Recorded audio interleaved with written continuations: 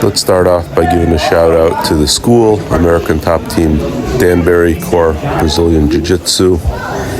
Also want to give out a shout out to Samuel, who's been sitting with me on the sidelines watching his brother because we both have a knee injury. So initially we have a warm-up roll here. Kids doing some interesting things. Trying to get that tap. Later on I think I have 2 or 3 rolls where we'll see some folks do some good techniques in hopes to practice their skill. In the white gi is my son Cash, and notice he's trying to go for an armbar from mount, and I think he was told that the real position for, not an armbar, an Americana. An Americana is best from side control. He's pretty good with knee on belly, and he gets a tap. They'll just line up again and keep going.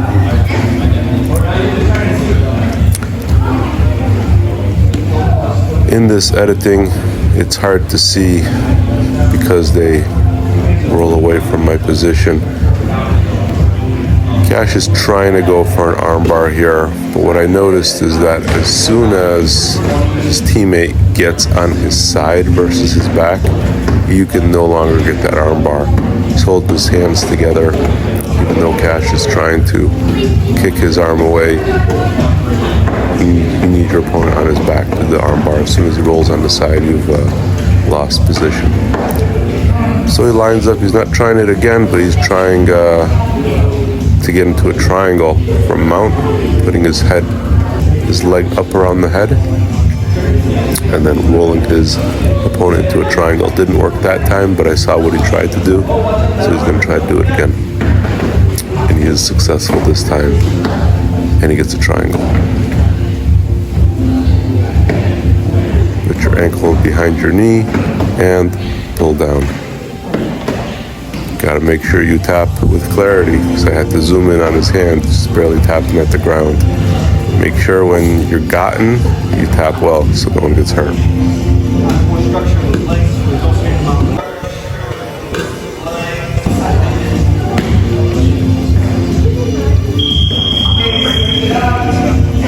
All right, let's move into our next roll.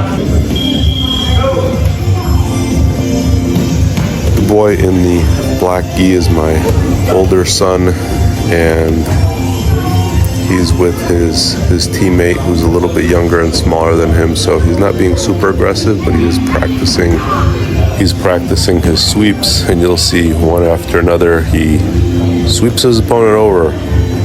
So you got to be very careful where your leg and arm position is so you can't get swept.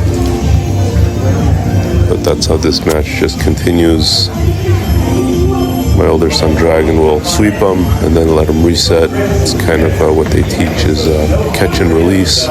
So if you know you have an advantage, just keep giving your opponent another chance instead of going for the submission, because he could have gotten him in a rear naked choke right there, but just he got him in position, just let him go. So it's the right thing to do when you're just rolling, you're just sparring, you're just practicing. The goal is not to hurt anyone, but just to work on the skills that you learned in class.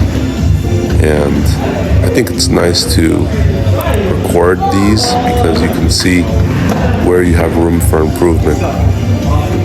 My older son, he gets into this position often, similar to what a scarf hold is, but he doesn't quite have the boy's head. I always think he leaves his head and neck vulnerable to having a leg fly over and bring him down. So that's my observation. My kids don't like me telling them what to do or coaching them, so I make these videos and just share my observations. Could get him to a butterfly, but just goes back for a sweep. So I think he's mastered that, but jump, jump, jump, jump. Get your opponent mixed up and get out of side control.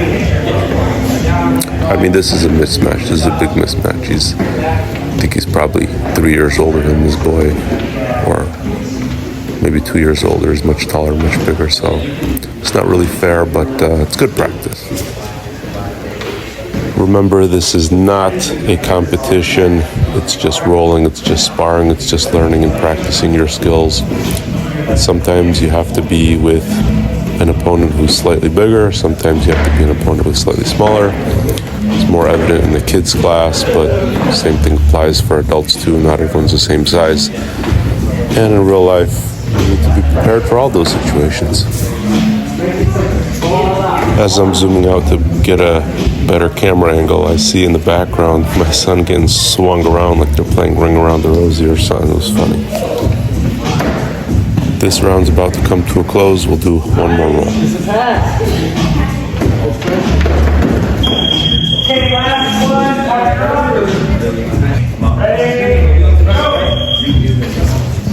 Now both my sons get to face each other. They are 10 and 13. If they want to remain brothers, they will be nice to each other.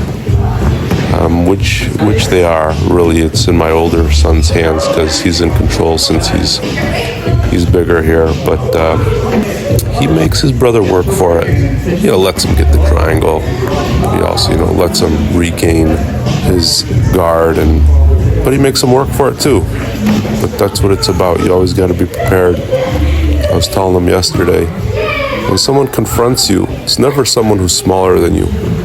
Might be someone who's the same size who thinks they're tougher, but it might be someone who's slightly bigger than you. So when you train, you should always train with a little bit of a mismatch so you know what you're dealing with.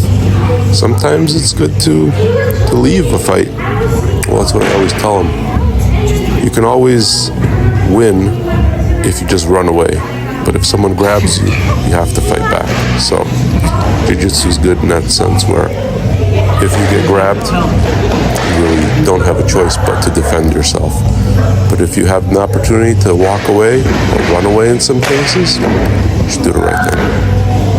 You cannot get hurt if you don't fight. Just some fun for the end. It's a coach who's 20 years old and has multiple medals, just rolling with a boy who's, I'm guessing, 7. I don't think he's even 8 years old. Maybe he's even 6.5. But the goal is to train and have a lot of fun. Nice. Good. Okay, Tyrell.